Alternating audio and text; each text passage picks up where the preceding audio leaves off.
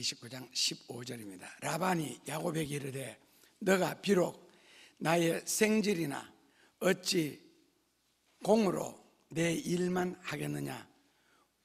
무엇이 너 보수겠느냐? 내게 고하라. 라반이 두 딸이 있으니 형의 이름은 레아요 아우의 이름은 라헬이라. 레아는 알력이 부족하고 라헬은 곱고 아리따우나 야곱이 라헬을 연애하므로 대답하되 내가 외삼촌의 작은 딸 라헬을 위하여 외삼촌에게 7년을 봉사하리다. 라반이 가로되 그를 너게 주는 것이 타인에게 주는 것보다 나으니 나와 함께 있으라. 야곱이 라헬을 위하여 7년 동안 라반을 봉사하였으나 그를 연애하는 까닭에 7년을 수일같이 여겼더라. 그러니까 톨스토이 문학 중에서 인생은 무엇으로 사는가, 거기에 보면은 이런 비유가 나오죠. 인생은 연극무대라고. 어떤 사람은 비운의 주인공이 되기도 하고, 어떤 이들은 화려한 역할의 주인공이 되기도 하고, 어떤 이들은 장군 역할을 하기도 하고, 어떤 이들은 단막으로 끝나는 경우도 있고, 어떤 이들은 끝까지 롱런하는 경우도 있고, 어떤 이들은 엑스트라로 잠시 나왔다가 들어가는 경우도 있다고 말했습니다. 결국 이 이야기는 한 개인의 삶을 축소해도 그럴 수가 있다는 거예요. 태어나자마자 죽는 경우, 뱃속에서 죽어서 나오는 경우, 어떤 경우에는 하나님이 데려가는 걸 잊어버려 달 정도로 오래오래 사시는 경우, 그리고 세상에서 중요한 역할을 하며 사는 경우, 그냥 둘러리로 사는 경우들. 예를 들어서 가가와 도요히코 같은 경우에는 아버지가 누군지 모릅니다. 창녀의 아들이니까요. 그리고 쥐들이 드글거리는 토굴 속에서 자랐습니다. 나중에 그 사람이 어른이 되었을 때는 일본 최고의 대학 총장이 되었고, 마지막에는 성직자로서 인생을 멋지게 마감하는 모습을 볼 수가 있습니다. 반면에 아버지를 잘 만나서 구남매가 누구도 부러워하지 않을 정도로 부자로서 다복하게 살았습니다. 근데 이제 그들이 어른이 되었을 때 맏아들은 29살 나이로, 이러면 안 될게요, 영국 근해에서 비행기 추락사를 했습니다. 넷째 아들은 4년 후에 비행기 추락사를 했습니다. 그 다음에 동생 46살에 미국의 대통령이 되었는데 호텔에서 암살을 당했습니다. 그 다음에 동생은요, 비행기로 추락사를 했습니다. 막내 아들 에드워드도 20대 미국 연방 상원 의원이 되었지만은 뇌 종양으로 죽었습니다. 다른 아들은 약물 과다 복용으로 죽었습니다. 그리고 한 아들은 스키 사고로 젊었을 때 죽었습니다. 한 아들은 암으로 한쪽 다리를 잘랐습니다. 한 딸은 자살을 했습니다. 한 아들은 알코올 중독으로 죽었습니다. 40대 넘어 산 구남매가 한 명도 없습니다. 누군지 아시겠죠? 그 아버지 케네디가 자기의 고백록에 보면은 이런 말을 남깁니다. 나는, 이분이 원래 술 가지고 많은 돈을 벌었습니다. 그리고 자녀들을 그렇게 키우고, 케네디가 정치는 미국에서도 유명하니까요. 나는 술로서 많은 가정을 파괴하였지만 하나님은 철저하게 내 자식들을 통하여 내 가정을 심판하셨다고. 자라는 과정, 그러니까 20대 이전까지는 다가 다복하게 행복하게 너무 건강하게 잘 자라줬습니다. 다 똑똑했고요. 겉만 보고, 지금만 보고 누구를 부러워할 것은 아닌 것 같습니다. 개인뿐만 아니라 가정에도 음지와 양지가 있는 것 같습니다. 그래서 우리가 세상을 살아가면서 요즘에는 100세 시대라 그러는데 한 번씩 뒤를 돌아봐야 할 일이 참 많을 것 같습니다. 대체로 요즘에는 회사에 따라서 다르겠지만은 우리나라에서 굴절 회사는 40대 초반 되면은 다 은퇴를 시킵니다. 왜요? 아무리 좋은 대학을 졸업하고 아무리 똑똑해도 그 사람을 우리 회사에 입사시켜서 10년 동안 세상적인 말로 울겨 먹으면은, 지식을 빼내면은 더 이상 그 사람으로 하여금 얻을 지식, 기술이 없다는 겁니다. 그래서 딱 10년입니다. 40대 초반 되면 대략 은퇴합니다. 그럼 이제 다른 회사로 옮겨서 대략 우리나라에는요 50대에서 60 가까이 저쪽에서 다 은퇴를 하죠. 그러면 인생의 절반은 이제 놀아야 됩니다. 그렇기 때문에 뒤를 돌아볼 수 있는 기회를, 이게 바둑으로 말하면 중간 점검인데, 이걸 하지 않으면은 정말 살기 힘들다. 우리나라 노인들의 80% 가까이가 먹고 살기 위해서 길바닥에서 헤매야 된다는 거예요. 그렇다면 중간중간, 어렸을 때는 중간계가 자체가 안 나오겠지만은 적어도 학생 시절, 중고등학생 시절, 이때 벌써 중간계획을 한번 해서 앞으로 내가 어떤 대학, 어떤 과를, 아니면 어떤 기술 계통으로 나갈 것인가, 아니면 다시 20대 들어가서 사회생활을 시작하면서 다시 한번 돌아봐야 될 거고요. 결혼하면서 다시 한번. 이것을 돌아보지 않으면은 나중에 강제로 돌아보게 됩니다. 어쩔 수 없는 환경에서 돌아보게 되고, 그때가 되면은 인생의 상당한 아픔을 통하여 회개를 하게 됩니다. 그게 우리가 돌아볼 때 먼저는 신앙인이니까 하나님 앞에서 신앙적으로 내가 지금 신앙생활하는 이 모습이 괜찮은가, 이걸 한번 돌아봐야 되고, 둘째로는 이 건강을 가지고 앞으로 100년을 살아갈 수가 있겠는가, 그렇다면 어떤 음식을 먹어야 되고 어떻게 운동을 해야 되고 하는 것까지도 한번 생각해 봐야 되고, 셋째로는 돈은 지금 내가 벌어놓은 돈, 앞으로 돈을 벌 수 있는 기간, 이런 걸 계산해서 과연 내가 100살을 살아갈 수가 있을 것인가, 이런 걸 한번 다 생각을 하고, 세상적인 말로 뭐 재테크라든지, 그렇지 않다면 어떻게 살아갈 방도를 생각을 해야 되지, 막연하게 시간을 보냈다가는 분명하게 힘드는 날들이 올 수가 있습니다. 그래서 미래를 위해서 오늘을 한번 점검을 해봐야 된다는 겁니다. 왜냐하면 고통스럽고 어려운 일들이 다시는 반복하지 않기 위해서요. 그래서 이것을 위해서 있는 것을 우리는 역사라고 합니다. 아니면은 성경입니다.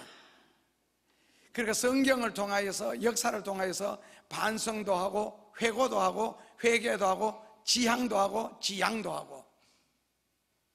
자, 예를 들어서 솔로몬을 본다면은 솔로몬 인생이 어땠어요? 시작은 아버지 아들로 태어났습니다. 다윗의 아들로. 부러울 것 없지요. 그리고 자기가 왕이 되었을 때는 하나님의 사랑과 축복을 안 받을 수가 없도록 시작을 했습니다. 참 출발이 좋았습니다. 그런데 인생의 종말에는 하나님의 심판과 저주를 안 받을 수 없도록 살았습니다.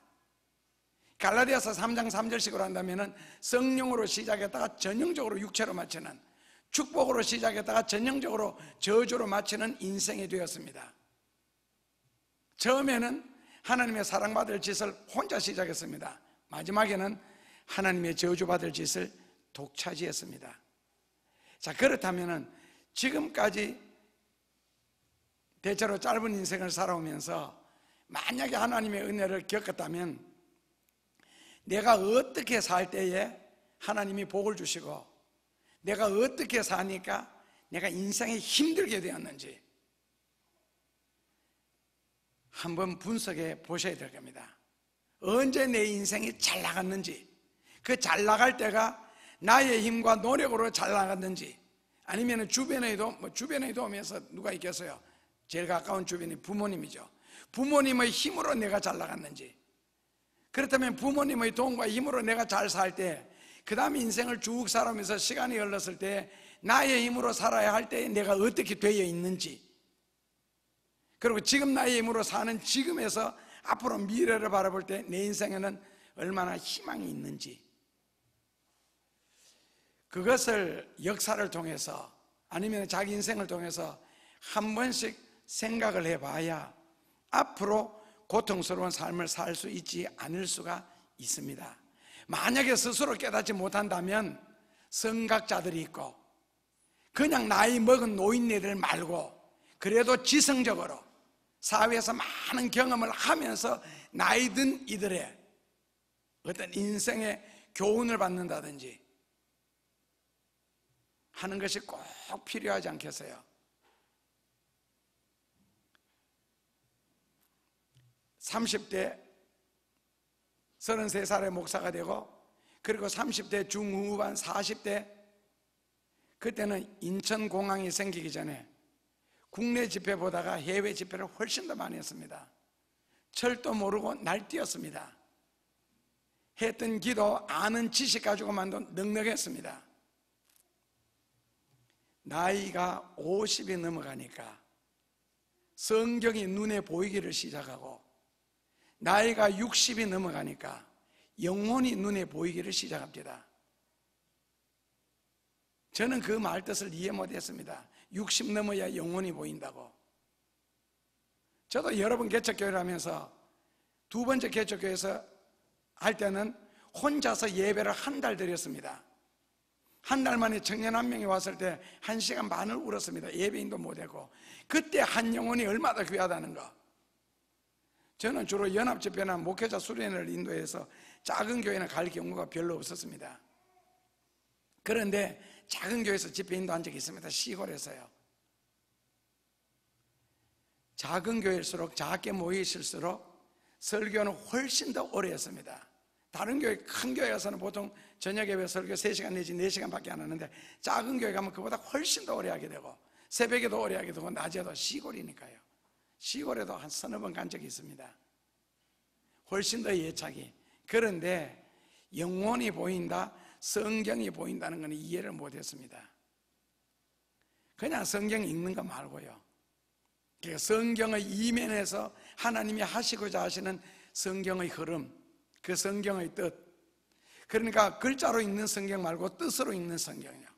이게 50이 넘으니까 성경이 보이고요, 60이 넘으니까 한 영혼에 대한 그 사랑이라 해야 될까요? 애착이라 해야 될까요? 그래서 젊은 사람의 설교와 나이 든 사람의 설교가 또 다르구나 하는 것을 또 느끼게 되고, 우리가 살아가면서 복만 받을 때도 있고 징계만 할 때도 있을 겁니다. 그게 교차되는 경우도 있겠고요. 그래서 마가복음 10장 30절에서는 핍박과 축복은 인생에 겸하여 주시고 복은 100배로 주시되 핍박은 한 번으로 족하다. 여기에 대해서 다윗이 고백하기를, 내가 아무리 인생에 힘들고 어려움을 당한다 할지라도 내가 지은 죄보다가는 약하다 하는 고백을 합니다. 복은 100배로 주시되 고통은 한 번으로 족하다. 결국 우리 인생을 돌아보면 거기에는 반드시 인생에 음지와 양지가 있습니다. 요셉이 고생할 때를 음지라면은 총리로서 누릴 때를 양지라고 하고, 학생 시절 열심히 공부할 때를 음지라고 한다면 합격의 영광을 누리거나 그 공부 때문에 인생이 잘 풀려나갈 때를 양지라고 하면 되겠습니까? 하나님께서는 우리 교회에 참으로 귀하고 많은 것을 주셨습니다. 중세 시대를 제외한 일반 교회 건물로서는 세상에서 가장 아름다운 건물을 주셨습니다. 인터넷을 통해서, 텔레비전을 통해서 전 세계 방영이 되게 하셨고, 그 설교를 들은 영국에서부터 남미 페루에 이르기까지, 북쪽 캐나다에서부터 남쪽 남아프리카 공화국에 이르기까지 전 세계에서 헌금을 하게 해서 하늘에서 마치 여있다 하는 식으로 교회를 하나님이 선물로 주셨습니다. 그리고 우리 교회의 설교와 성경 공부가 중개가 되고 있고요. 그리고 우리 교우들 중에는 아무도 병원에 입원해서 질병으로 고통을 당하는 경우가 한 사람도 없도록 만들어 주셨고요. 원래 개척교회라는 것은 지하 어둠컴컴한데 사시사철 습기가 있는 곳에서 시작을 해야 되는데 저희 교회는 아직 에어컨을 틀지 않습니다. 요즘 30도가 넘어갑니다. 오늘도 역시 마찬가지고. 근데 뽁닥거리면서 사람들이 많아서 땀을 빨빨 흘리면서 예배를 드리는 것도 아니고 에어컨을 안 틀어도 분위기 지금 너무 쾌적하지요. 이런 우리 교회도 음지가 있습니다.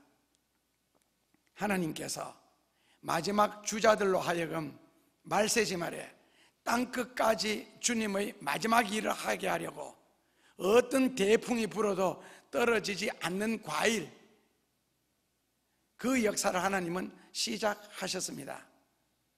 아담이 에덴 동산에서 창조되어 가지고 인류가 쭉 시작되어 오다가 1500년이 경이 지났을 때 노아 시대 때 하나님은 인간적으로 한번 인간을 걸렀습니다. 너무 죄가 세상에 많음으로써 걸음으로써 다 죽였습니다. 그리고는 정말 믿음으로 산 그 당시의 의인 노아와 그 가족들만 남겼습니다. 개봉동에 삼은 걸렀지요. 그리고 아브라함을 통하여서 2000년이 되었을 때 한 번 더 걸렀습니다. 이제는 믿음으로 말미암아 중간 시대를 다시 열었습니다. 노아 시대 때를 통하여서 노아를 인류의 중시조라고 합니다. 그러나 아브라함 때가 들어오면서 이제 믿음의 시조라고 합니다. 그리고 아브라함 때부터는 믿음으로 말미암아 사는 사람들에게 하나님이 사셔서 역사하신다는 것을 증명하도록 그렇게 만들었습니다. 그리고 아브라함은 어떤 대풍이 불어도 믿음에서 떨어지지를 않았습니다. 바로 믿음으로 말미암아 세상을 다시 연 믿음의 인류 시조가 되었지요. 최종 주자들로 하여금 마지막에 하나님이 시대적인 일을 하게 하시려고 다시 한번 바람이 불었습니다. 이유 없는 바람은 없습니다.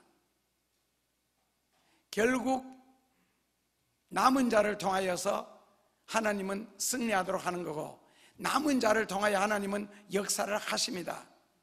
교회는 하나님의 집이고 교회는 예수님의 몸이기 때문에 하나님이 하나님의 일을 하시는 일에 거기에 내가 있을 뿐입니다. 다만 바람이 불었을 때 떨어지지만 않는다면 이스라엘의 역사, 그 특히 선지자 역사요. 이스라엘의 역사는 선지자 역사고 왕정시대 두 번 나옵니다. 그 사울 왕으로 시작한, 그러니까 사무엘 상하, 열왕기 상하, 역대 상하, 요걸 왕정시대라 그러거든요. 왕정시대. 그래서 사울 왕, 다윗, 아브람, 사울, 다윗, 솔로몬, 거기서 다시 이제 르호보암, 예로보암으로 남북한이 갈리게 되죠. 그래서 역사시대가 진행되는데 그 역사 때에 다시 나타난 무리들이 있습니다. 그게 바로 선지자입니다. 그래서 선지자는 이사야부터 시작해서 에레미야, 에스겔, 다니엘, 호세아, 요엘서 말라기까지 이렇게 뗐습니다. 그래서 왕을 중심으로 역사를 이어갈 때를 왕정시대라고 해서 바로 역사서를 기록하고 있고, 그 다음에는 선지자들을 통해서 그 왕정시대를 처리해 나가는 것을 선지자 시대라고 합니다. 그 중에서 이사야, 에레미야, 에스겔이 이제 가장 긴 시대를 이어오는데, 그때 보면은 에레미야 시대에 갔을 때 외국의 침략을 많이 받게 되죠. 외국의 침략을. 그렇게 해서 많은 사람들이 죽습니다. 그리고 포로로 끌려갑니다. 근데 거기에서 남은 사람들이 있습니다. 그것을 에레미야에서는 렘난트 사상이라고 합니다. 렘난트. 그러니까 렘난트라는 말은 남은 자라는 뜻입니다. 그래서 그 소수의 남은 자를 통하여서 하나님은 그들을 그루터기로 삼으셨고, 그 그루터기를 통하여서 하나님은 새 역사를 이루어 나가셨습니다. 학교를 다닌다면은 졸업을 하도록 끝까지 다녀야 되고 인생도 끝까지 살아야 되는데, 이런저런 이유로 중간에 포기하는 것은 떨어지는 과일밖에 되지를 않습니다. 저희 교회 원래는 지하실에서 어둠컴컴하게 시작해야 되는데 새로 개척을 하면서 건물을 먼저 주셨습니다. 그래서 오늘이 그 개척 첫 주가 될 겁니다. 집에서 교적부를 다시 싹 정리했습니다. 조금이라도 바람이 불면 떨어질 수 있는 과일, 벌레가 찝었거나 병들었거나 그럴 수 있는 걸 싹 다 뺐습니다. 그리고 정리했는데 주보에 보면 나와 있습니다. 오늘부터입니다. 오늘 본문 성경에 보면은 야고보의 가족이 나옵니다. 그 야고보의 가정은 세상 모든 가정의 축소판이라고도 할 수 있습니다. 신약은 일부 일처제지만 구약은 일부 다처입니다. 그래서 야곱은 급한 대로 아내 4명을 거느렸습니다. 내용은 여러분들이 아시는 것처럼 라헬에게 장가를 갔는데 자고 나니 언니 레아가 옆에 누워 있었습니다. 이스라엘 풍습이나 원래 한국 풍습은 결혼식을 밤에 하게 되어 있습니다. 우리나라도 원래 결혼식을 밤에 했습니다. 어느 날 갑자기 결혼식장들이 현대식 건물로 세워지면서 이 낮으로 옮겨졌지, 원래 한국은 결혼식 밤에 합니다. 이스라엘도요. 그리고 신혼방 특징 아시죠? 창문이 없는 거예요. 그리고 캄캄합니다. 그러니까 우리나라에서 옛날에 문종이로 문을 만들었으니까 거기다 손가락에 침을 발라서 이렇게 뚫었습니다. 손가락에 침을 바르면 문종이가 잘 찢어지거든요. 그래서 이렇게 들여다봤습니다. 들여다본 이유는요, 첫날 밤을 어떻게 보내는지 궁금해서 본 것이 아니고, 원래 이유는 자기 아내 얼굴도 못 보고 지금 결혼을 하잖아요. 그러니까 생전처럼 여자를 다니니까 혹시나 죽을까봐. 그래서 딱 들여다보고 안 죽으면 이제 불 끄고 다 나가는 거예요. 철수했습니다. 그 이스라엘에도 창문이 없습니다. 그러니까 캄캄한 밤에 더듬어서 들어가게 되면은 누가 자는지 모릅니다. 다만 이 여자가 자기가 결혼하고 싶은 여자인지 아닌지를 확인하는 방법은 암호를 만들었죠. 군대용어로는 암고라 그럽니다. 그런데 분명히 라헬하고 약속을 했는데 자고 나니까 레아였다. 뭡니까? 그런데 라헬 동생이 언니한테 군대식으로 말하면 만약 뭐 참새 이렇게 말하면은 우리나라식으로는 뭐 갈대 이렇게 이제 대답을 하도록 군대 전방에서는 지금도 합니다. 참새, 그다음 갈대, 소나무 가르뜨면은 뭐 예를 들어서 뭐 구남 이런 식으로요. 매일 저녁 바뀝니다. 근데 그 비밀을 라헬이 레아한테 가르쳐 준 거예요. 그러니까 야곱이 잤는데 분명히 물었죠. 그 대답을 했습니다. 귀에다가 살짝요, 목소리 색깔 안 나올 정도로. 그러니까 야곱이 잤는데 아침에 일어나서 밝은 날씨에 보니까 이게 레아인 거예요. 그래서 따지지요. 라반에게, 외삼촌에게, 그리고 자기에게는 이제 장인이 됐는데 어찌하여 내게 이렇게 하였나이까? 그 장인의 대답이 여기 풍습에는 동생을 먼저 시집 보내는 일이 없다. 그래서 야곱이 다시 7년 동안 더 머슴살이를 내서 두 아내를 얻게 되는데, 오늘 본문처럼 레아는 알력이 부족하고 라헬은 곱고 아립답다 그랬습니다. 알력이 부족하다. 우리나라 말로 바꾸면요, 안경을 꼈다는 뜻이거든요. 그런데 성경에서 말하는 알력이 부족하다, 안경이 꼈다는 뜻이 아니고, 첫째로는 욥기 17장 7절에 보면 알력이 부족하다는 말은 슬픔이나 근심으로 인하여 총명이 상실된 상태, 그러니까 여자치고는 좀 멍청하다 그 말입니다. 똑똑하지 못한 여자를 알력이 부족하다 그럽니다. 보는 눈이 부족하다. 둘째로는 민수기 14장 14절에 보면 얼굴이 못생겼을 때 성경에는 알력이 부족하다 그럽니다. 얼굴이 못생긴 상태. 셋째로는 스가랴서 5장 6절에 보면 몸매가 따라주지 못할 경우에 알력이 부족하다 그럽니다. 몸매가 따라주지 못한다는 말은 있어야 할 자리에 있어야 할 것이 없고, 없어야 할 자리에는 없어야 할 게 쓸데없이 수북하게 많은 거, 이걸 이제 알력이 부족하다 그러거든요. 그러니까 결국 레아는 뭐라고요? 똑똑하지 못한 여자다, 멍청하다.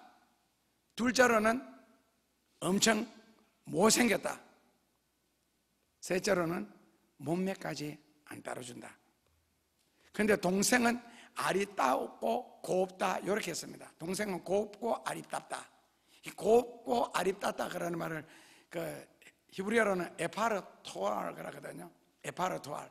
에파르토알이라는 말이 여기 복합인데, 토알이라는 말이 어여쁘다, 준수하다, 아름답다, 날씬하다는 뜻입니다. 그 다음에는 이제 야페라는 말은 외적인 면뿐만 아니라 정신적인 면에서도 고운 마음을 가진 자, 정신적으로도 곱고 유순하고 그리고 지혜롭고 그러면서도 외모가 완전히 받쳐주는 여자. 이것을 우리나라에서는 뭐라고 하느냐면 진선미를 갖추었다고 합니다. 그래서 진하고 선하고 미가 다 다릅니다. 그 중에서 진과 선 부분이 내적인 부분이고 미 부분이 외적인 부분입니다. 그래서 미스 코리아를 뽑을 때 진선미를 왜 따로 뽑는지 모르겠어요. 다 갖춘 여인이 없는가 보죠. 마릴린 몰로처럼. 그런데 이 라헬과 레아에게도 인생의 음지와 양지가 다 있었습니다.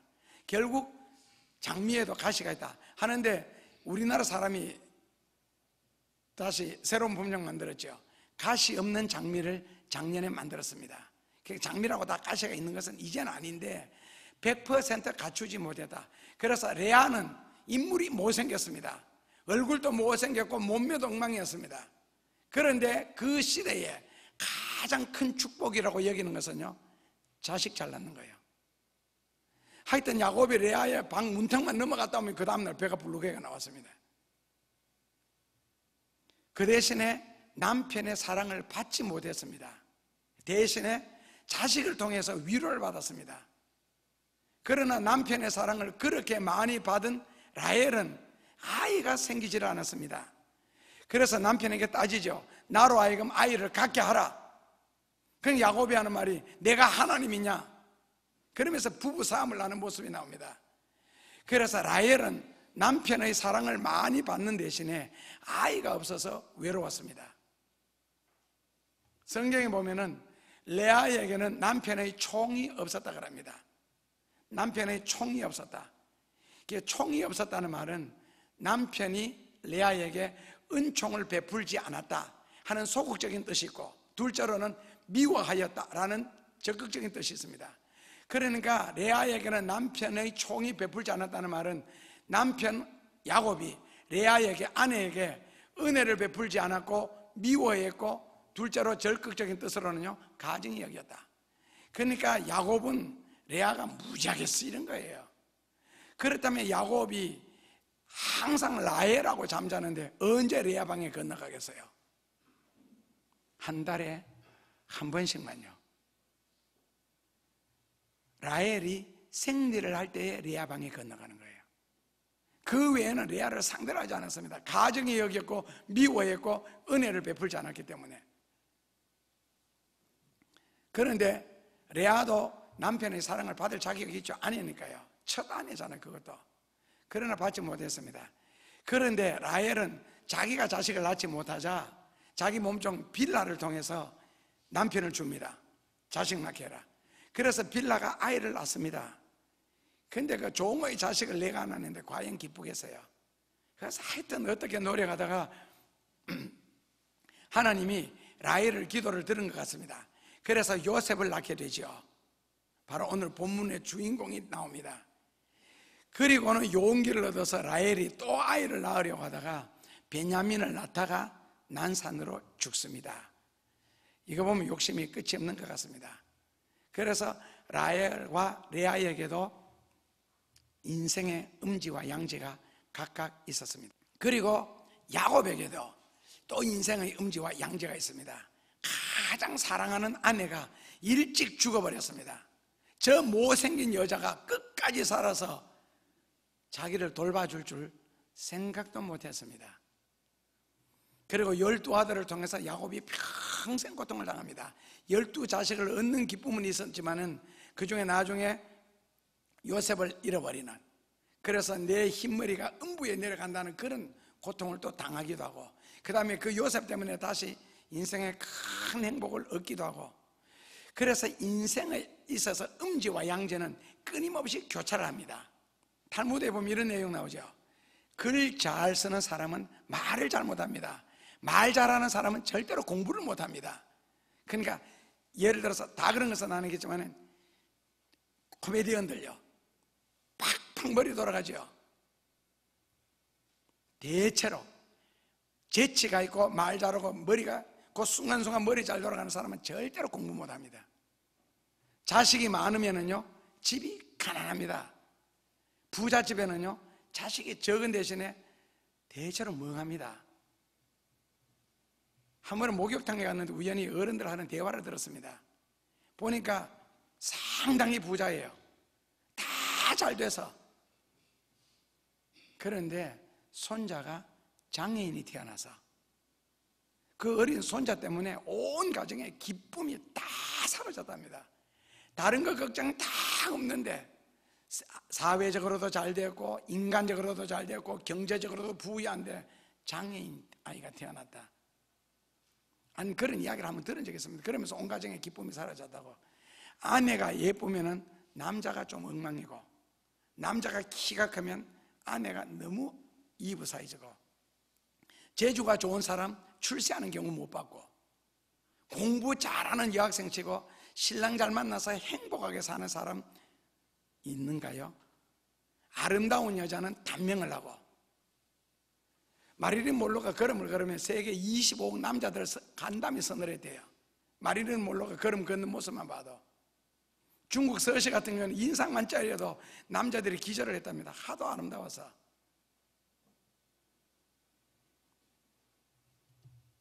그러니까 이게 이제 탈무드의 교훈이거든요. 우리나라에도 요즘 그런 말이 있죠. 아무리 똑똑하고 공부를 잘하는 여학생이라도 예쁜 여자를 감당할 수가 없고, 아무리 예뻐도 팔자를 이기는 여자는 없답니다. 어떨 때 길에 가다가 옆에 외제차, 그래도 외제차도 작은 외제차 말고 큰 차예요. 링컨 컨티넨탈 같은 거. 그거 보면은 운전하는 사람이 남자가 아니에요. 그렇게 이렇게 보면은 어떻게 저렇게 못생겨서? 그래서 팔자를 감당하는 거는 운이라 그러죠. 예쁜 여자도 감당 못한대요.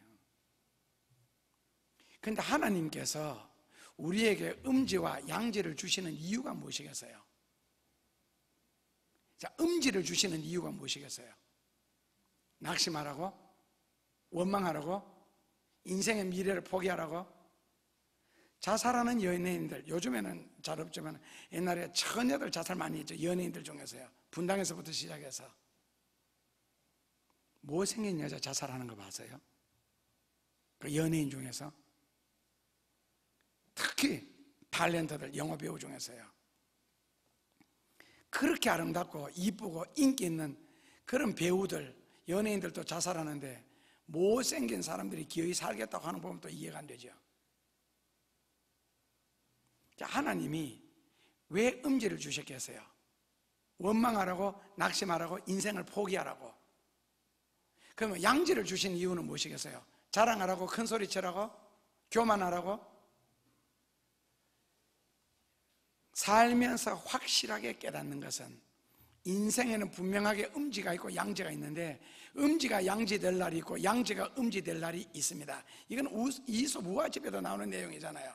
사슴이 호수에 가서 물을 마시면서 자기의 그 뿔을 보고 너무 만족해가지고, 그런데 물에 비친 자기 다리 보고, 사슴 다리죠, 실망을 하고 낙심을 하고 나중에 뒤에 사자가 나타났습니다.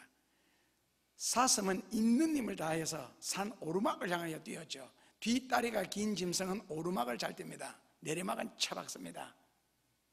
힐을 신고 비탈길을 올라가 보시면 이해가 될 겁니다.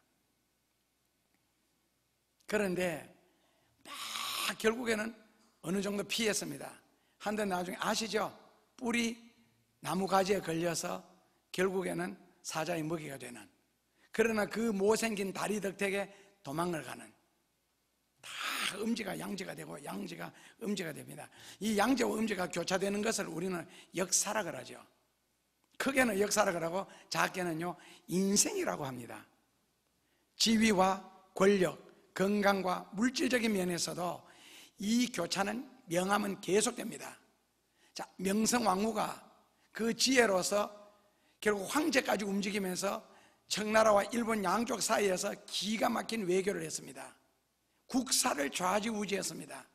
그러나 한때는요 시골로 피신을 해서 행여나 누가 자기 얼굴을 알아볼까 봐 숨어서 산 때도 있었습니다. 역사는 끊임없이 교차하는데 다만 지금 내 형편이 양지라면 이 양지를 계속적으로 유지하기 위해서 하나님 앞에서 어떻게 살아야 되겠는가? 만약에 지금 내 인생이 음지라면 이 음지를 양지로 바꾸기 위해서 내가 하나님 앞에 어떻게 살아야 할 것인가?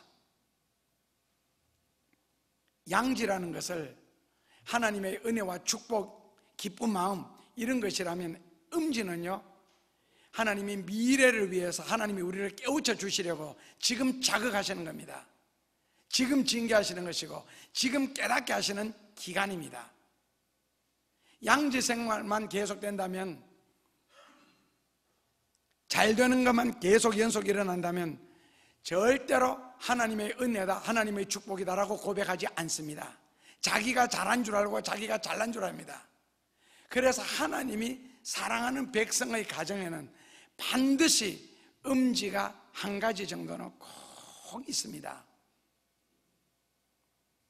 이겨나갈 음지지요. 피할 길이 있는 음지고. 그래서 음지는 인간적으로는 힘들고 괴로운 기간이지만 요셉처럼 다니엘처럼 멀리 내다보면 괴로운 시간만은 아니라는 거죠.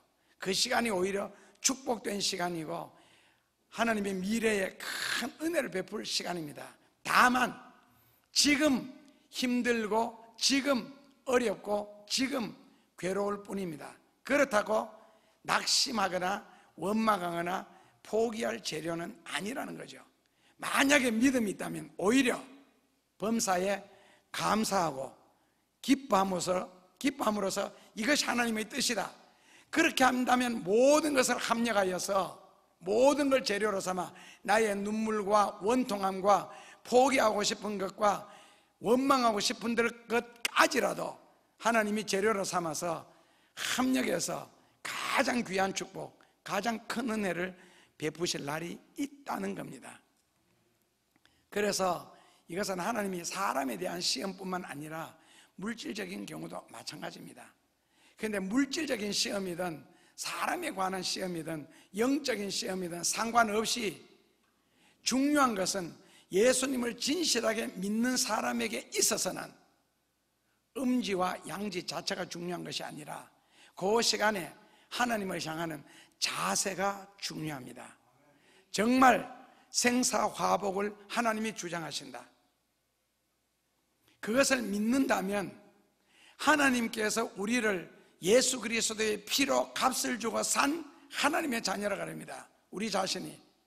그렇다면 하나님이 우리를 사랑하시는 줄도 확실하게 알아야 됩니다.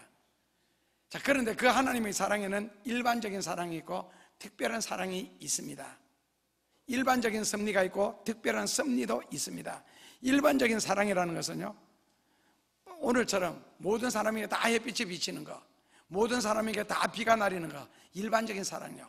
특별한 사랑은요, 요셉처럼, 요업처럼, 다니엘처럼, 바울처럼 이런 사람들이 누렸던 사랑입니다. 섭리도 마찬가지입니다. 일반적인 섭리는요, 그냥 동서남북이 있고, 그리고 뭐 아침마다 해가 뜨고 해가 빠지면 저녁에 자고. 근데 특별한 섭리는요, 요셉처럼 종으로 팔려가게 하고 감옥에 집어넣으면서도 하나님께서 앞으로 아프리카 일부만 아니고 유럽과 아시아의 일부, 요즘 말로 바꾸면 거의 세계 사람들을 살리기 위한 하나님의 섭리요. 그리고 야곱의 후손들로 하여금 땅의 바닷가의 모래처럼 하늘의 별처럼 백성들을 많게 하리라, 족속들. 그러기 위해서는 이스라엘 팔레스틴 땅에서는 그렇게 안 됩니다. 지리적인 조건이. 그래서 애굽 고센 땅으로 가야 됩니다.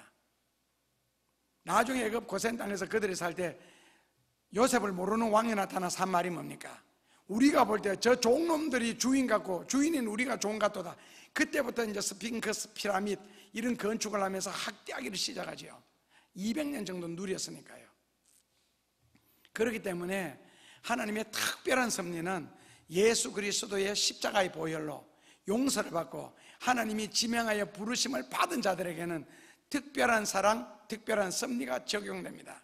다시 말하면 세상의 합리적이고 논리적인 이런 식의 이론이 먹혀 들어가지 않는다는 뜻입니다. 남들이 살듯이 살지 않는다는 뜻이죠. 그렇다면 하나님이 욥을 그렇게 고생시킬 필요가 있었으며 요셉을 그렇게 연단할 필요가 있었겠어요. 특별한 섭리 때문에. 그래서 우리 말에는 나는 이렇게 믿음으로 살려고 했었는데, 그리고 부모님도 믿음으로 사셨는데 왜 나는 아직도 이 고생을 하느냐?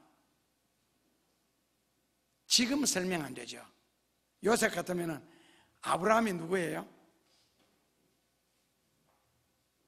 아브라함에게 있어서 요셉은 증손자입니다. 그리고 요셉의 아버지가 바로 의지로서, 기도로서 모든 걸 다스려 나가고 점령하고 그리고 하나님의 축복을 이 땅 위에 끌어내린 요셉이고요. 할아버지는요, 평생 한 번도 불순종을 해본 적이 없는 이삭의 할아버지고요. 증조 할아버지는요, 믿음으로 시작한 아브라함입니다. 그런데 내가 왜 이 고생을 해요? 왜 지금 종로로 돼야 되고 생고생을 해야 되고 왜 누명까지 뒤집어쓰고 감옥에 와서 그것도 몇 달도 아니고 2년씩이나 왜 이렇게 살아야 돼요? 고생할 때는요, 따져도 답이 안 나옵니다. 지금 하나님의 연단 기간입니다. 하나님 절대로 기도해도 응답 안 하십니다. 내가 왜 이 고생을 하는지, 왜 나만 겪는 고난이냐고 아무리 말해도 답 없습니다. 시간이 흐르고 나면 왜 내가 너에게 그렇게 했는지 바로 하나님의 특별한 섭리, 특별한 사랑을 깨닫게 됩니다. 자, 만약에 특별한 사랑을 베풀어 주셔서 우리가 하나님의 특별한 자녀가 되었다, 세상에서. 그리고 특별하게 하나님의 사랑받는 자녀라면, 그렇다면 지금 내게 주어진 음지 왜 주셨겠어요?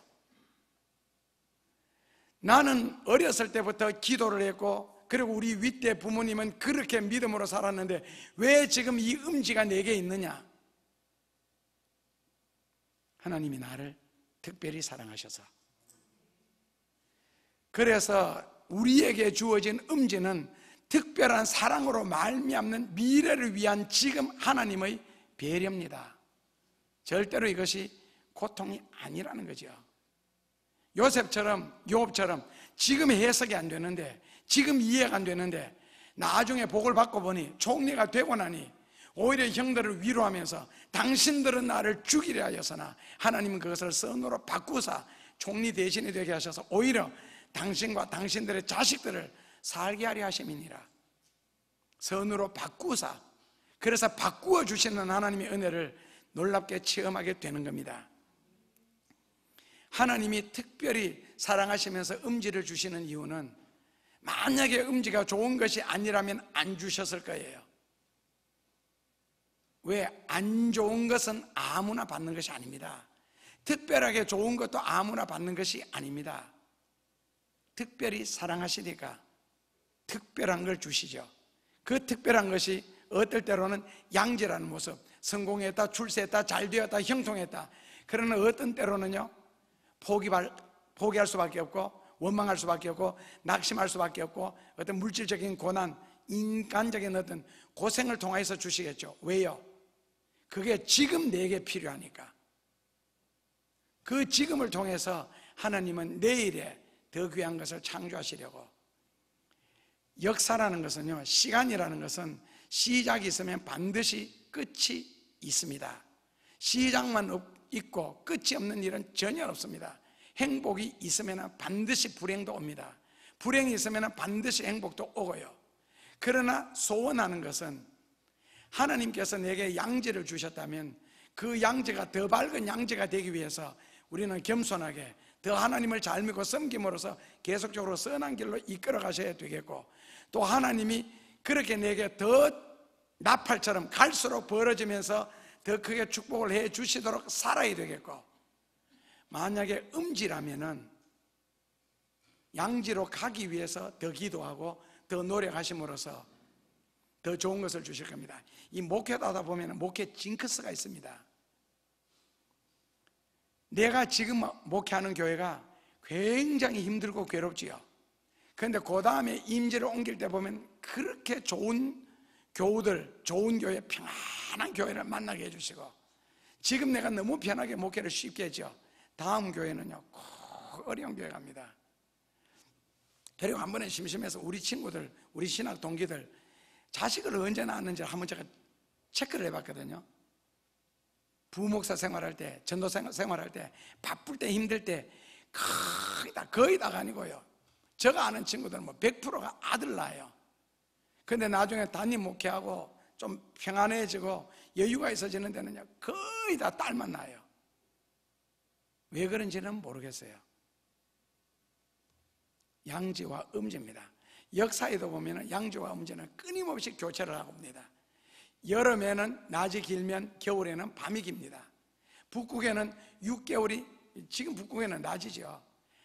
한밤중에도 핀란드, 스웨덴, 벨기에, 네덜란드, 룩셈부르크 이쪽으로 가면은요 지금도 밤에도 환합니다. 그러나 남극은 낮에도 어둡습니다. 6개월이 밤이고 6개월이 낮이거든요. 길게는 6개월씩 교차됩니다. 짧게는요 하루 안에도 밤이 있고 낮이 있습니다. 여름에는 낮이 길고 밤이 짧고, 겨울에는 밤이 길고 낮이 짧습니다. 그런데 모든 나무들은 밤에 자랍니다. 사람의 키도 밤에 자랍니다. 그러니까 꼭 밤이라고 나쁜 것만은 아니라는 것이죠. 하나님은 음지에서 저 사람이 낙심을 하는지, 원망을 하는지, 불평을 하는지, 아니면 무릎을 꿇고 더 기도하는지, 더 하나님 앞에 감사하는지, 양지에서 교만한지, 양지에서 자기 자랑을 하는지, 하나님은 끊임없이 고르고 선택하는 작업을 하십니다.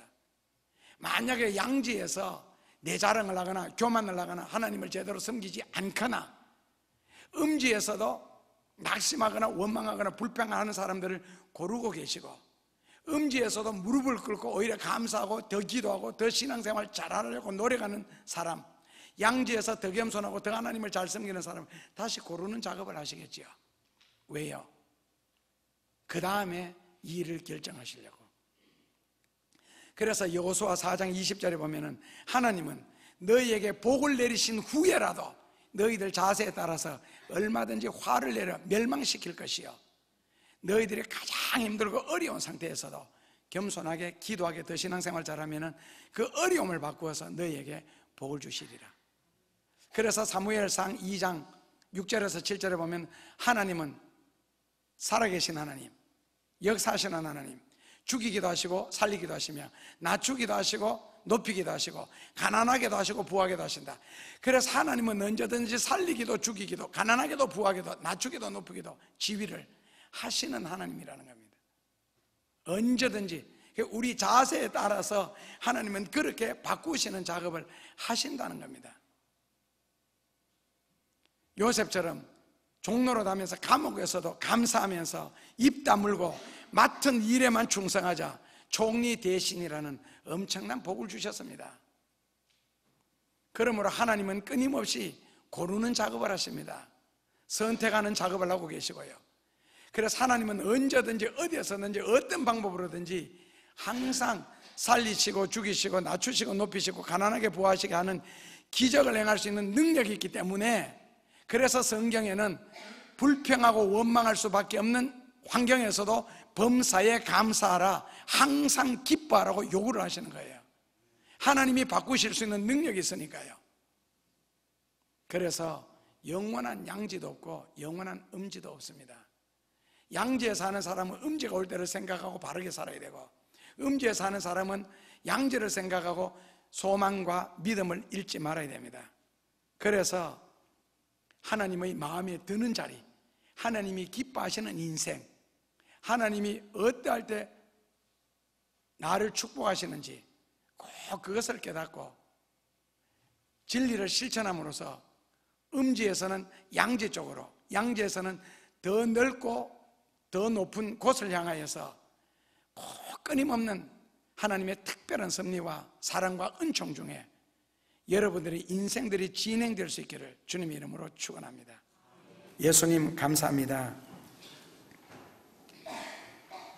한때 자랑했던 것이 나중에는 후회가 되어 있고, 한때 낙심했던 것이 나중에는 축복이 된다는 걸 생각하면서 언제든지 하나님은 전화 위복의 역사를 하실 수가 있고, 바닥을 하늘에 들 수도 높은 자를 끌어내릴 수도 있다는 생각을 하고 꼭 믿음으로 살게 하여 주옵소서. 어떠한 바람이 불어도 떨어지지 않는 가치 있는 과일이 되어 역사를 수놓아가는 주인공이 될 수 있는 저희들에게 축복해 주옵소서. 인생의 음지와 양지를 주장하시는 예수님 이름으로 기도하옵나이다. 아멘. 이 세상을 살아가는 일에 있어서 사람에게는 의리가 필요하듯이 하나님에게는 신뢰가 필요함을 꼭 가슴속에 담게 하여 주옵소서. 의리와 신뢰가 없이는 어디에서든지 적응할 수 없다는 것도 깨닫게 하여 주옵소서. 십자가의 용서가 조건 있지 말게 하여 주옵소서. 그리하여 하나님의 자녀로서 하나님을 기쁘시게, 하나님을 영광스럽게 하는 일에 인생에 매진할 수 있도록 축복하여 주옵소서. 이제는 우리를 모든 악에서, 모든 죄에서 용서해 주심으로 구원해 주시고 진리의 길로 인생 길을 인도하여 주시며 삶의 길을 축복해 주시고 성령의 능력으로 온갖 기적을 행하게 하시고 온갖 은혜를 누리게 하시는 그 은총의 역사가 이 나라 이 땅 위에 땅끝까지 이르러 우리가 할 일들 위에, 그리고 하나님의 영광을 돌리고자 예서는, 그리고 믿음으로 살고자 진리를 깨달은 대로 실천하고자 노력하는 사랑하는 성도들의 머리 위에 저희들의 삶의 현장 가운데 끊임없이 역사하여 주시고 축복하여 주시옵기를 간절히 축원하옵나이다.